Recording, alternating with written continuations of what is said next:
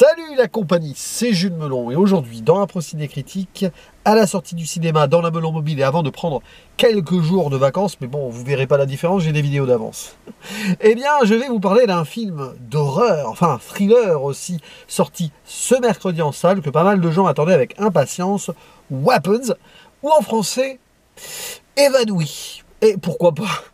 Réalisé par Zach Cregger, c'est pas son deuxième long métrage, mais c'est son deuxième film d'horreur derrière la caméra. Il vient de la comédie à la base, c'est intéressant ça. Il y a quelques années, je crois que c'est il y a 3 ans, si je ne me trompe pas, il avait proposé Barbarian, ou Barbare en français, hein, c'était sur Disney+, choix étrange. Je l'avais plutôt apprécié, j'avais fait un très rapide podcast à l'époque, je l'ai revu depuis. Il y a une forme de critique envers son pays, envers l'héritage du régalisme, c'est intéressant, bref.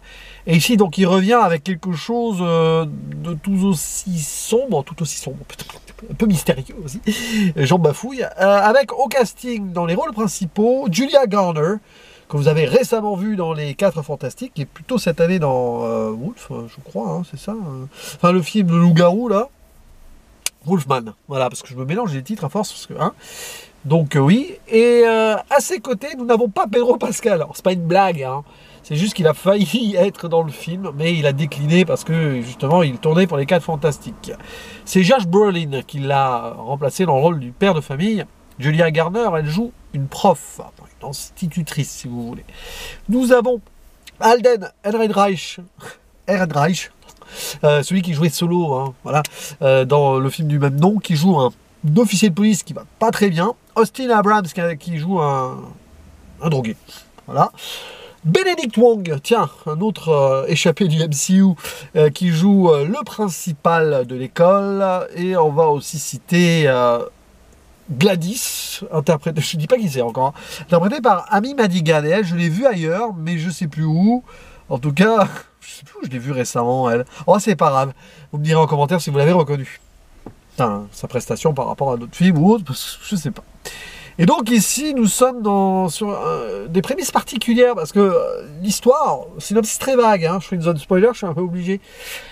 Un beau jour, dans une sorte de petite bourgade tranquille pavillonnaire à l'américaine, 17 enfants vont disparaître.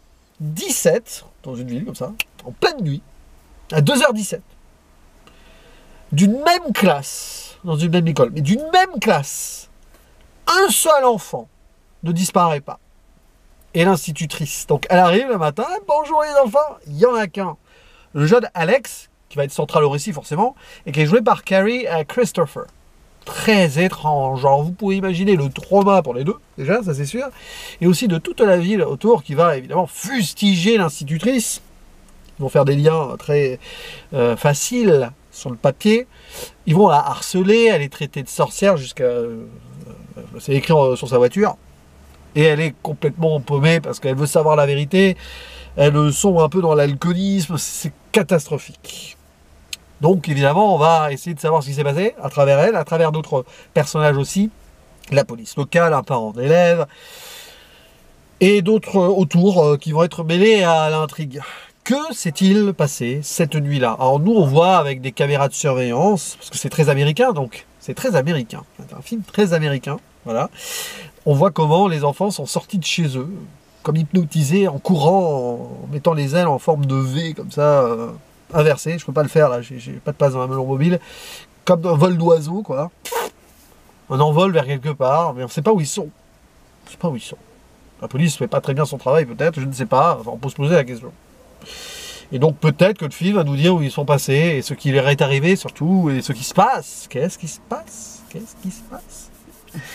Et Zach Cregger, pour raconter tout cela, hein, déjà utilise une voix off d'enfant au début, qui est presque un peu déceptive, j'ai envie de dire, qui va raconter l'histoire. Et ensuite, multiplier les points de vue et les perceptions. Avec l'effet Rashomon, si vous voulez, mais c'est un peu autrement. Mais c'est dans cette tentative-là. C'est-à-dire que, en gros, le film va se séparer en 6 actes. Ok, 6 actes, hein, oui, c'est ça. On va commencer avec l'institutrice. Ensuite, je ne sais pas si je suis dans le bon ordre, hein, c'est pas grave. Le père de famille, le policier, le drogué, le principal et l'enfant. On finit avec l'enfant, hein, parce qu'évidemment, c'est lui, c'est plus important peut-être au niveau du mystère. C'est le seul qui a survécu, qui n'a pas été enlevé. Je ne suis pas en train de spoiler, hein, je vous rassure pour l'instant. Et ça dure plus de 2 heures comme ça. C'est particulier. Déjà, je pense que beaucoup de gens vont décrocher sur, on va dire, ce principe narratif. Parce que tu as l'impression qu'il déplie une ambiance, une atmosphère, un mystère, des faux semblants, des fausses pistes. Et il nous dresse un portrait social aussi de cet endroit-là, qui est une sorte de petite ville américaine typique, lambda. Ça se passe à peu près où ça pourrait se passer. Mais alors, des circonvolutions et tout par rapport à l'intrigue principale, et j'ai envie de dire que c'est un film qui est particulier parce que l'objet principal du film, le pourquoi du mystère, qu'est-ce qu'il y a derrière, c'est ultra secondaire en fait. C'est pour ça qu'il développe ça avant de façon désarçonnée. Si vous attendez, on va dire, un film à twist avec résolution et un truc qui va vous surprendre, vous n'avez pas aimé. Si vous essayez de voir ce qu'il y a en profondeur derrière et ce qu'il veut dire sur le monde dans lequel on vit ou dans lui lequel il vit, ça peut être passionnant. Et moi, je suis un peu entre les deux. Parce que je pense qu'il utilise les codes de l'horreur un peu. Là, je ne dis pas encore dans quel style d'horreur c'est, mais bon. Pour les prendre, donc les installer, parce que c'est comme ça, cahier des charges et tout. Et après, donc, pour les détourner afin de porter son propos, on peut le dire, politique, engagé sur une certaine vision qu'il a de son pays, j'insiste là-dessus. C'est pas étonnant. Après, Barbare. Barbare, c'était pareil, en fait. C'est-à-dire, les aspects de l'horreur et tout, ce n'était que, là aussi, donc... un prétexte pour raconter une histoire profonde et sociale. Et c'est ça, l'horreur, de toute façon. Toujours. Vous prenez des grands films d'horreur, il y a cette idée-là. C'est-à-dire que oui, vous voyez ce qui se passe, des meurtres, des fantômes, des zombies, tout ce que vous voulez, ok. Grattez derrière, voyez l'allégorie, ce que ça raconte. Alors là, les allégories, elles sont multiples. Mais tout est relié à la société américaine. Dans son ensemble, là. Son côté malade, les fausses accusations, la paranoïa, la violence sociale aussi. Tous ces personnages-là sont des éléments de cette société qui agissent mal ou qui n'agissent pas ou qui subissent, ou mélangés un peu, hein, les 6 c'est un peu ça. Et derrière, qui tire les ficelles au final? Elle est où l'allégorie? J'expliciterai ça plutôt dans la zone spoiler. Avant, bon... pour faire un état des lieux, mise en scène, ambiance, photographie, montage, c'est irréprochable en soi. Même les petits moments, bon, les codes de la peur, tout ça, oui, alors il y a des trucs qui sont tellement what the fuck, hein, le terme n'est pas galvaudé là, dans le sens où on voit qu'il vient de la comédie, hein, à la base, et qu'il y a des trucs qui sont presque too much, dans le sens où on est dans une sorte de burlesque absurde. Peut-être parce qu'il veut tellement les déjouer, ces codes-là, qu'il les réutilise et les met un petit peu en dérision pour dire au spectateur, ok, vous voyez, c'est pas ça qui va m'intéresser le plus. Je vous donne du spectaculaire, du truc trop grandiloquent derrière. Mais vraiment, hein, on voit des influences à la fin, on n'est pas loin d'Evil Dead, hein, ou d'autres films du style, Brain Dead, pourquoi pas de Walking Dead sur d'autres trucs. Enfin, c'est très, je pense à ça, mais je vais expliquer après en zone spoiler. Il y a quelque chose de comme ça frontal, mais on voit le détournement derrière. Mais derrière, c'est parce que il veut, en fait, il nous jette de la poudre aux yeux, mais il veut aussi réveiller le spectateur. J'ai envie de dire un peu à l'image d'ailleurs de certains personnages dans le film. Il faut à un moment les sortir d'une certaine torpeur pour qu'ils ouvrent vraiment les yeux. Et donc là, vous avez une allégorie de l'allégorie. Il y a beaucoup de choses passionnantes derrière, mais j'ai envie de dire, bordel, mon cher Zach. Qu'est-ce que tu te compliques la vie? Alors moi, je trouve ça passionnant parce qu'il est là. On voit qu'il y a une forme de trauma derrière lui, alors qu'il va y avoir du bruit à côté. Il va être obligé de... Il fait chaud. De fermer la fenêtre. Mais on voit qu'il a tourné ça, il a écrit ou tourné cela. Il avait perdu un ami, par exemple. Bon, d'accord, mais on voit que pour installer et instaurer, et, on va dire, mettre en place son style, hein, il est obligé d'aller loin. Je pense qu'il est obligé d'aller loin pour vraiment bien déconstruire derrière. Ça va poser des problèmes, mais ça va fasciner beaucoup de gens. Moi, je suis clairement entre les deux. C'est-à-dire que je suis très fasciné par certaines choses que ça dit sur l'Amérique. C'est un pays qui, à la fois, me passionne, me fascine et me pose beaucoup de problèmes. Parce que c'est l'histoire de l'Amérique. Et dans le cinéma américain, là, pour le coup, on est vraiment dedans. C'est très moderne, mais il y a quand même quelque chose, quoi. Et qui revient à des choses plus anciennes aussi, bien sûr. Mais, waouh, il se prend la tête. Il se prend la tête, il y a certains spectateurs qui vont pas accepter l'idée. Pas accepter l'idée parce qu'ils vont se dire, oh là là, c'est trop, presque pas intellectuel, et oh, vous dites, bon, tout ça pour ça. Il y en a qui vont se dire ça. Il y en a ceux qui cherchent une sorte de train fantôme vont trouver ça trop étiré, ou que ça part dans tous les sens, on comprend rien. Il y en a qui vont dire ça. Et je comprends, hein. Il y en a qui vont s'ennuyer à un moment vers les 2 tiers du film, avant l'acte final. Mais vraiment, hein. C'est-à-dire qu'en fait, en faisant ce film-là, il prend le risque que 2 tiers des spectateurs, peut-être, habituels des films d'horreur, n'accrochent pas. Et que d'autres, bon, bah, au final, s'ils arrivent au bout, ils en auront pour leur argent, mais ils ne verront peut-être pas que l'essentiel est ailleurs. C'est-à-dire qu'à la fin, il arrive à un compromis en se disant, bon, je vous donne tout ça, je vous ai donné des choses aussi dans le film, il y a des scènes qui sont bien gore, hein, quand même. Il y a du gorasse, hein, il y a des tripes, il y a des petits trucs où ça saigne, voilà, ça se fait mal. Le film fait mal, et fait mal à ses spectateurs peut-être, mais surtout à ses personnages. Mais arrivé au bout, bon, bah, c'est beaucoup plus froid que ça en a l'air. Hein. Voilà. C'est marrant, ça s'ouvre sur du George Harrison, là, il doit y avoir un délire là sur la narration de l'enfant, où on voit les enfants partir, bon, ok. Dans ma tête, je me suis posé la question, pourquoi 2h17 ? Vite fait, alors là, avant de lancer, j'ai regardé si c'était pas un verset de la Bible, mais non, en fait, des faux semblants où il y a peut-être des messages cachés, des easter eggs, mais c'est pas le plus important. Le plus important, c'est, spoiler, donc, l'allégorie sur la société américaine. Il y a un truc qui est bizarre à un moment dans le film, je pars de là. Il y a le père de famille qui est traumatisé et qui dort dans c'est glauque, hein, dans le lit de son enfant qui a disparu. Et il a un cauchemar. Il y a beaucoup de cauchemars dans le film, hein. Bon, il y en a quelques-uns. Et il cauchemarde littéralement de plein de choses, mais surtout d'une arme à feu géante qui plane au-dessus de sa maison. Une sorte de fusil d'assaut, quoi. Ça ne reviendra pas après, hein. C'est comme ça, c'est là. Les armes à feu aux États-Unis. On peut imaginer que le gars, c'est un membre de la NRA, etc. Peut-être des indices dans sa maison, je ne sais pas. Vers la fin, on voit son fils, on est dans un spoiler, il porte un petit truc camouflage. Alors on peut peut-être imaginer que c'est le côté républicain à l'américaine. Ça y va bien, Josh Brolin, de jouer des rôles comme ça. Il a la carrure quoi, de l'américain qui peut être comme ça. Donc peut-être. Bon. Et là, j'ai pensé, je me suis dit, c'est très étrange, ça m'est venu comme ça. Dans l'idée de cette arme à feu, et je me suis dit, l'allégorie, elle est là. Il y a un grand mal américain moderne, c'est les tueries dans les écoles. Vous allez me dire, il va chercher quoi là? Et bon, cette arme à feu, c'est une arme qui est utilisée pour malheureusement des tueries. Il y a eu beaucoup de tueries, y compris dans les écoles primaires. Et l'idée donc de voir un seul enfant survivant dans une classe où les 17 autres sont morts, dans ce contexte-là, terre à terre, malheureusement, cette situation-là n'arrive en vrai que quand il y a une tuerie qui est donc dans une classe, quoi. C'est très rare que ça soit circonscrit dans une seule classe. Malheureusement, c'est un peu plus... voilà. Mais dans cette idée-là, je me suis dit, ok, bon, il y a ça, un animal américain qui ici est allégorisé. Ok, bon, moi j'ai pensé à ça, je me suis dit, bon, là, et là, à partir de là, je me suis dit, je vais voir le mal américain. Après, c'est évident. Vous avez le policier totalement et la police inefficace, parce que à voir comment le père qui fait sa petite enquête en tirant des traits sur une carte pour savoir la trajectoire des enfants où ils ont couru. En fait, oui, ça colle, la trajectoire se coupe sur une maison, donc ils auraient très bien pu faire cela, les flics, ils ne l'ont pas fait. Le policier joué par Heinreich, qui est ex-alcoolique, qui est hyper brutal, qui pète un plomb envers justement le personnage du drogué. Violence policière, donc, il y a ça, violence policière, inefficacité de la police. Vague allégorie des tueries scolaires.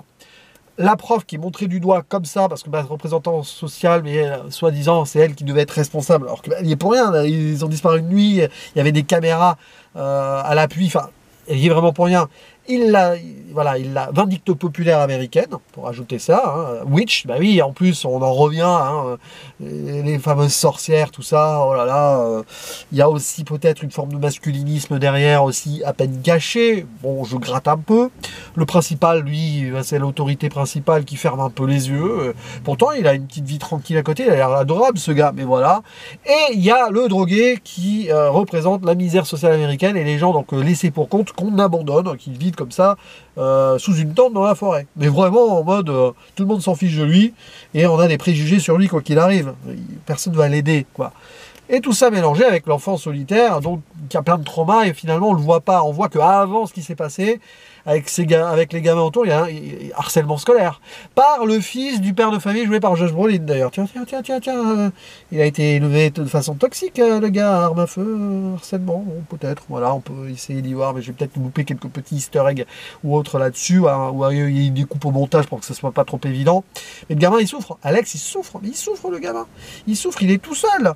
Il n'a pas d'amis dans son école, et etc.